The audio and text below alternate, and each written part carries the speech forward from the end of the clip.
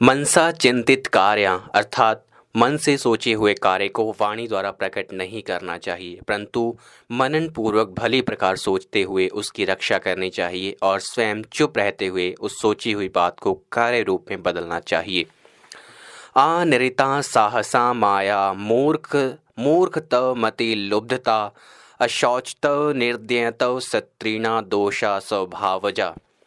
झूठ बोलना, बिना सोचे समझे किसी कार्य को प्रारंभ कर देना, दुस्साहस करना, छल कपट करना, मूर्खतापूर्ण कार्य करना, लोभ करना, अपवित्र रहना और निर्दयता।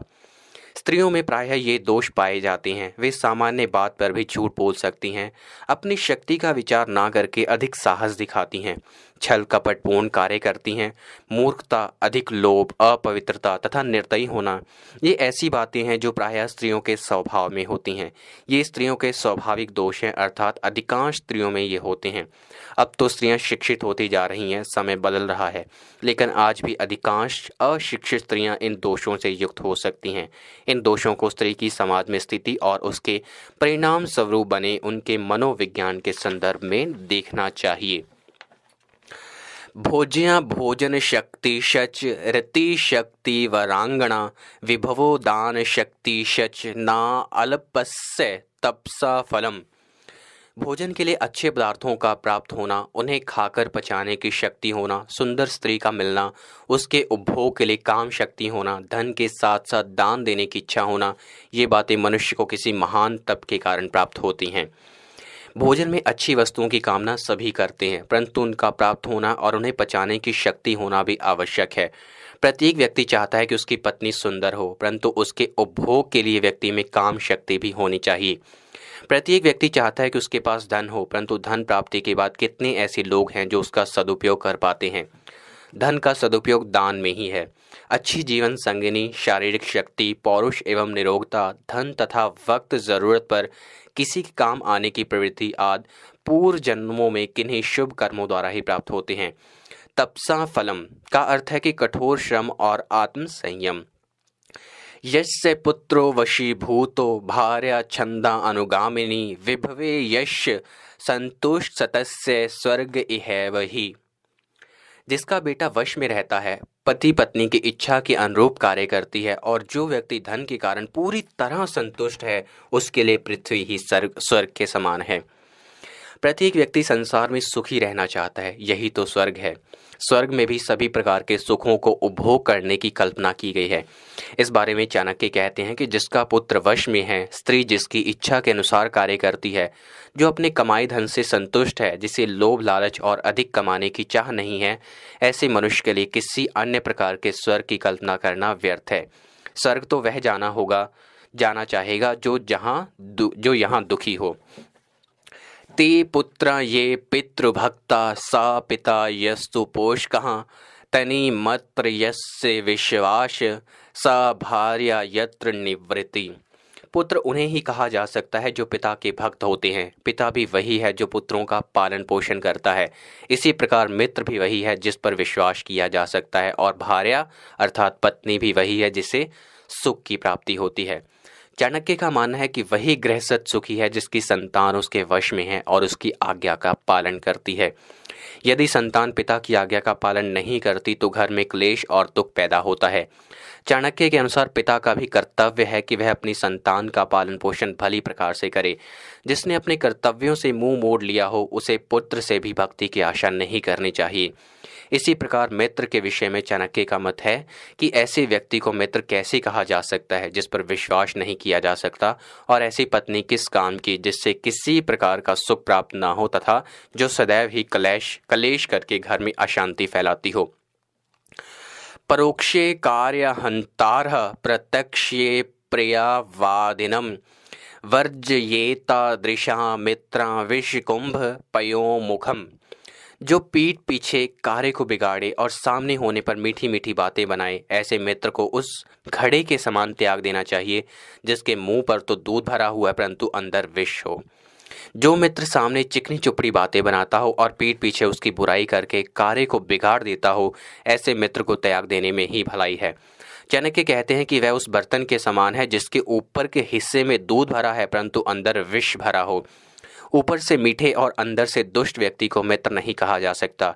यहाँ एक बात विशेष रूप से ध्यान देने की है कि ऐसा मित्र आपके व्यक्तिगत और सामाजिक वातावरण को भी आपके प्रतिकूल यानी विपरीत बना देता है।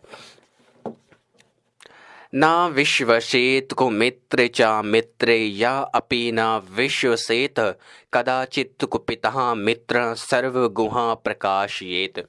जो मित्र खोटा है उस पर विश्वास नहीं करना चाहिए और जो मित्र है उस पर भी अति विश्वास नहीं करना चाहिए, क्योंकि ऐसा हो सकता है कि वह मित्र कभी नाराज होकर सारी गुप्त बातें प्रकट कर दे। चाणक्य मानते हैं कि जो व्यक्ति अच्छा मित्र नहीं है उस पर तो विश्वास करने का प्रश्न ही नहीं उठता, परंतु उनका यह भी कहना है कि अच्छे मित्र के संबंध में भी पूरी तरह विश्वास नहीं करना चाहिए, क्योंकि किसी कारणवश यदि वह नाराज हो गया तो सारे भेद खोल देगा। आज बड़े बड़े नगरों में जो अपराध बढ़ रहे हैं, जो कुकर्म हो रहे हैं, उनके पीछे परिचित व्यक्ति ही अधिक पाए जाते हैं। घर का भेदी लंका ढाए, यह कहावत गलत नहीं है। जो बहुत अच्छा मित्र बन जाता है वह घर के सदस्य जैसा हो जाता है। व्यक्ति भावुक होकर उसे अपने सारे भेद बता देता है। फिर जब कभी मनमुटाव उत्पन्न होते हैं तो वह कथित मित्र ही सबसे ज़्यादा नुकसान देने वाला सिद्ध होता है। ऐसा मित्र जानता है कि आपके मर्म स्थल कौन से हैं। घर में काम करने वाले कर्मचारी के बारे में भी इस प्रकार की सावधानी रखना अति आवश्यक है। मनसा चिंतितः कार्या वाचा नैव प्रकाशयेत मंत्रेण रक्षयेत गूढ़ा कार्य च अपि नियोजयेत।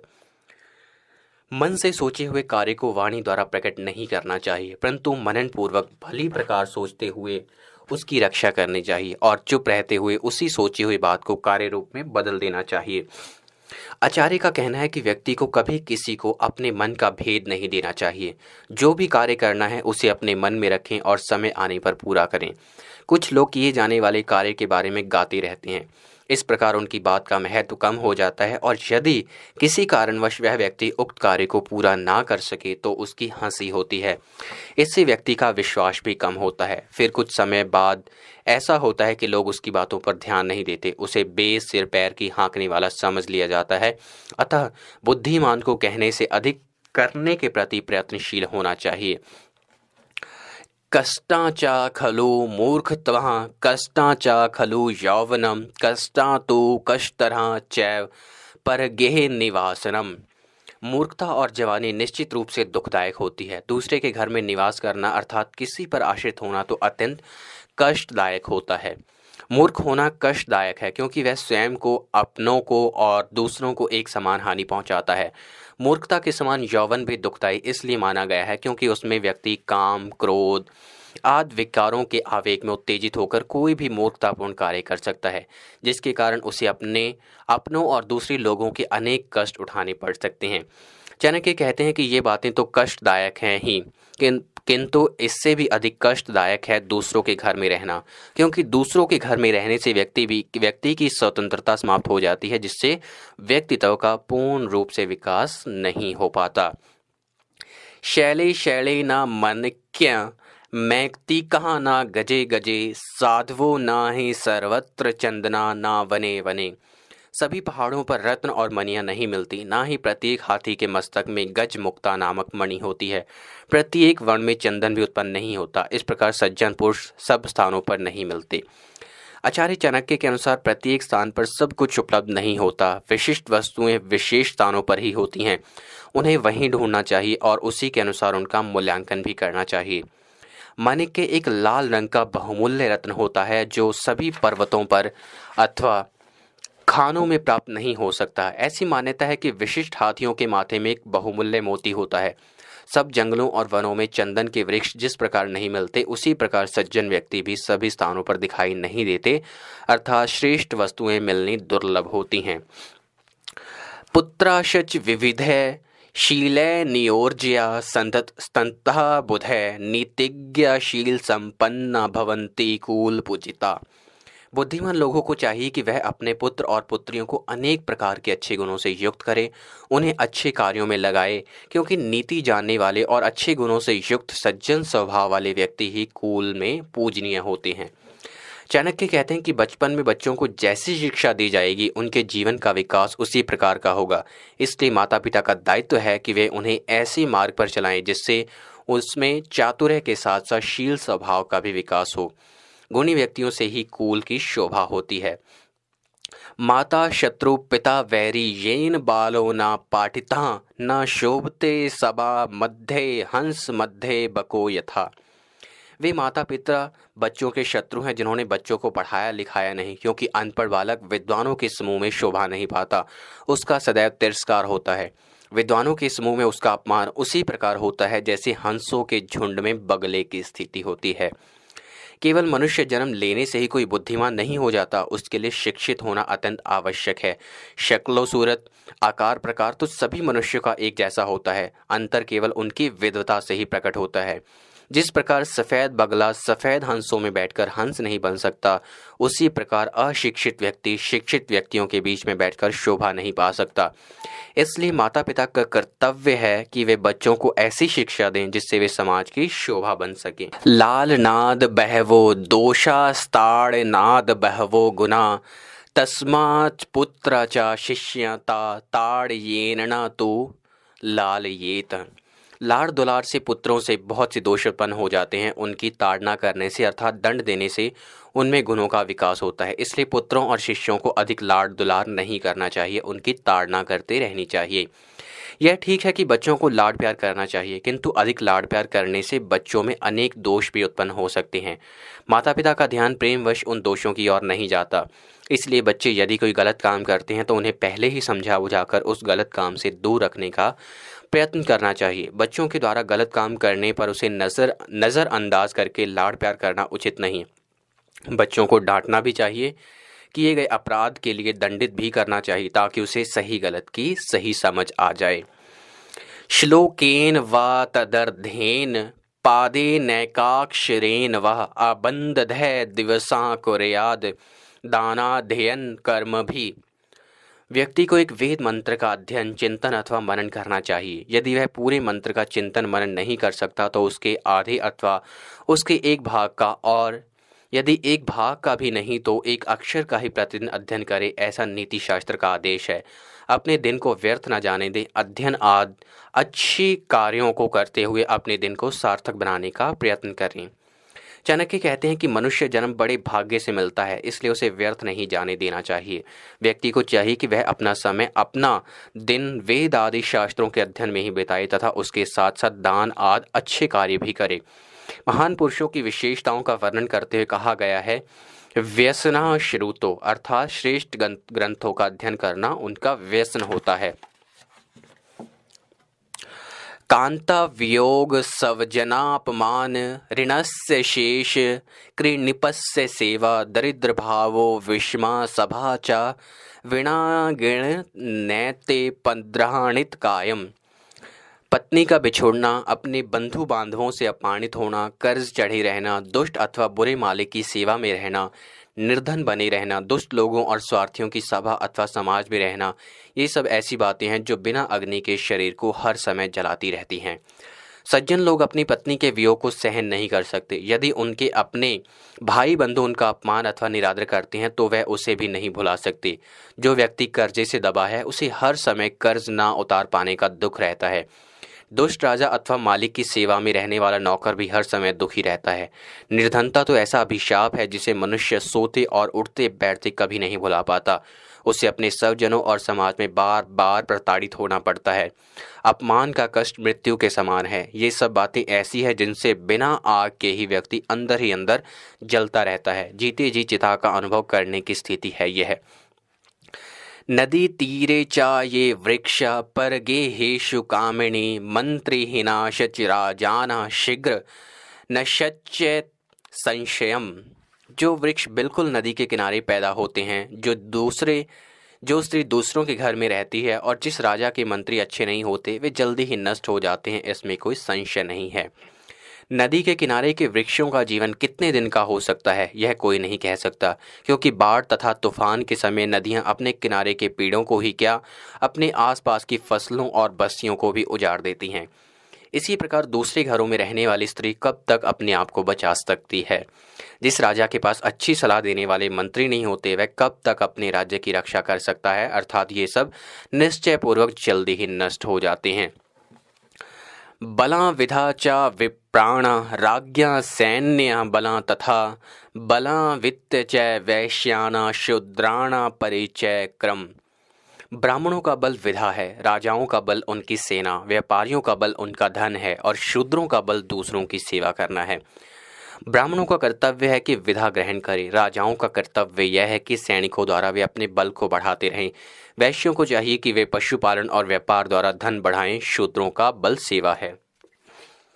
चाणक्य ने श्लोक में चारों वर्णों के कर्तव्यों की ओर संकेत किया है। उनके अनुसार चारों वर्णों को अपने अपने कार्यों में निपुण होना चाहिए। समाज में किसी की स्थिति कम नहीं है, समय के अनुसार परिस्थितियां बदलती हैं। संभवतः किसी समय जन्म के अनुसार चारों वर्ण माने जाते रहे हों, परंतु तथ्य यह है कि वर्णों की मान्यता कार्यों पर निर्भर करती है। इसलिए किसी भी कुल में जन्म लेने वाला व्यक्ति शिक्षा के क्षेत्र में है तो उसे ब्राह्मण ही माना जाएगा। जो व्यक्ति व्यापार करता है, कृषि कार्य में लगा है, पशुपालन करता है, उसे वैश्य माना जाएगा। जो सेना में भर्ती है अथवा सेना से संबंधित कार्य कर रहा है उसे क्षत्रिय कहा जाएगा। शेष व्यक्ति शूद्रों की श्रेणी में आते हैं। शूद्र भी शिक्षित हो सकता है, परंतु किसी भी वर्ण में पैदा हुआ व्यक्ति जो लोगों की सेवा के कार्य में लगा है उसे शूद्र माना जाएगा। शूद्र का अर्थ नीच नहीं है। आज्ञा पालन की भावना शूद्र का विशेष गुण है। प्रायः इस श्रेणी के लोग मानसिक रूप से संतुष्ट होते हैं। निर्धना पुरुषा वेश्या प्रज्ञा भगना नृप त्यजेत खगा वीत फला वृक्ष भूकत्वा चा अभाग्यता गृहम। वेश्या निर्धन पुरुष को, प्रजा पराजित राजा को, पक्षी फलहीन वृक्षों को और अचानक आया हुआ अतिथि भोजन करने के बाद घर को त्याग कर चले जाते हैं। आचार्य ने यहाँ संबंधों की सार्थकता की ओर संकेत किया है। कोई तभी तक संबंध रखता है जब तक उसके स्वार्थ की पूर्ति होती है। वेश्या का धंधा पर पुरुषों से धन लूटना होता है। धन के समाप्त होने पर वह मुंह मोड़ लेती है। प्रजा प्रतापी राजा को ही सम्मान देती है। जब वह शक्तिहीन हो जाता है तो प्रजा राजा का साथ छोड़ देती है। इसी प्रकार प्रकृति के सामान्य नियम के अनुसार वृक्षों पर रहने वाले पक्षी तभी तक किसी वृक्ष पर बसेरा रखते हैं जब तक वहां से उन्हें छाया और फल प्राप्त होते रहते हैं। घर में अचानक आने वाले अतिथि का जब भोजन पान आज से स्वागत सत्कार कर दिया जाता है तो वह भी सामाजिक नियम के अनुसार विदा लेकर सम्मान की रक्षा का स्वयं ध्यान रखना चाहिए। विदा लेकर अपने लक्ष्य की ओर चल पड़ता है। भाव यह है कि व्यक्ति को अपने सम्मान की रक्षा का स्वयं ध्यान रखना चाहिए। उसे अपेक्षा करते समय संबंधों के स्वरूप को सही प्रकार से समझना चाहिए। किसी स्थान, व्यक्ति या वस्तु से आवश्यकता से अधिक लगाव नहीं रखना चाहिए। गृहीत्वा दक्षिणा विप्रा सत्यजंती यजमानकम प्राप्त विधा गुरु शिष्या दग्धा अरण्य मृगास्था।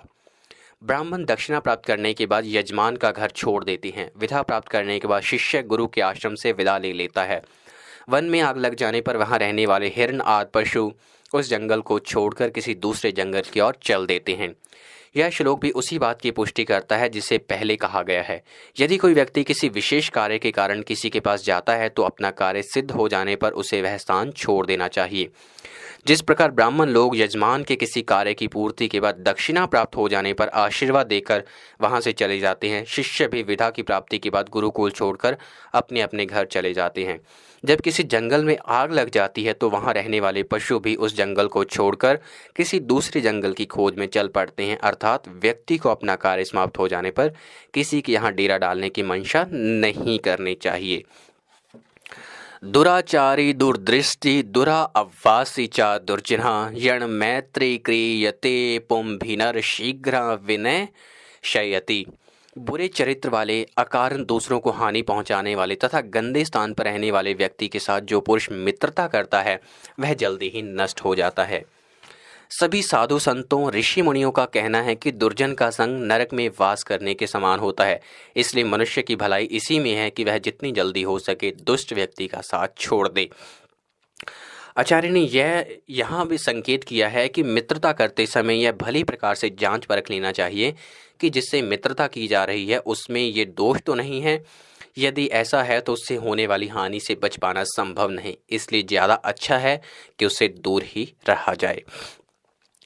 समाने शोभते प्रीति राज्ञी सेवा चा शोभते वाणिज्या व्यवहारेषु दिव्य स्त्री शोभते गृहे।